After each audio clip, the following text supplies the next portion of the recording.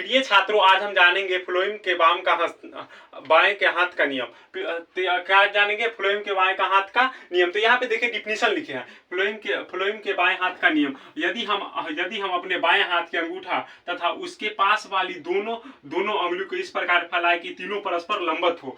तो क्या कह रहा है? तीनों परस्पर लंबवत हो। यदि हम बाएं हाथ के अंगूठा, देखिए तो ये क्या है? ये बाएं हाथ, तो बाएं हाथ के अंगूठा तथा उसके पास वाली दोनों उंगली, तो देखिए दोनों उंगली को इस प्रकार फैलाए कि दोनों लंबवत रहे। तो देखिए इस प्रकार फैलाएंगे तो ये क्या रहेगा? लंबवत रहेगा। तो देखिए आगे लिखे हैं, तब यदि अंगूठा के पास वाली उंगली तर्जनी चुंबकीय क्षेत्र की दिशा, अंगूठा के पास वाली उंगली, तो देखिए अंगूठा है, अंगूठा के पास वाली उंगली इसको क्या कहते हैं? तर्जनी।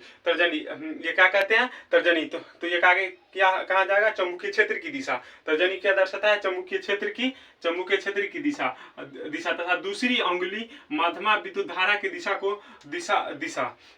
दूसरी उंगली मध्यमा कहती है विद्युत धारा की दिशा। तो देखिए अंगूठा बल की दिशा, तर्जनी चुंबकीय क्षेत्र की दिशा, मध्यमा विद्युत धारा की दिशा को दर्शाती है, विद्युत धारा की दिशा। तो अंगूठा चालक पर लगने वाले बल की दिशा को प्रदर्शित करेगी। तो क्या कर रहा है? तो अंगूठा चालक पर लगने वाले बल की दिशा को प्रदर्शित करेगी। आसान है, तो ये डिफिनीशन आसान है। तो आप पूछा जाएगा फ्लोएम के बाम का हाथ का नियम। तो आप सीधी सी छोटा सा डिफिनीशन में लिख सकते हैं, हम अपने बाएं हाथ को अंगूठा तथा दोनों उंगली को इस प्रकार फैलाए कि लंबवत हो। तो अंगूठा बल की दिशा, तर्जनी चुंबकीय क्षेत्र की दिशा, मध्यमा विद्युत धारा को दिशा को व्यक्त करती है, इसे कहते हैं फ्लोएम के बाएं हाथ का नियम।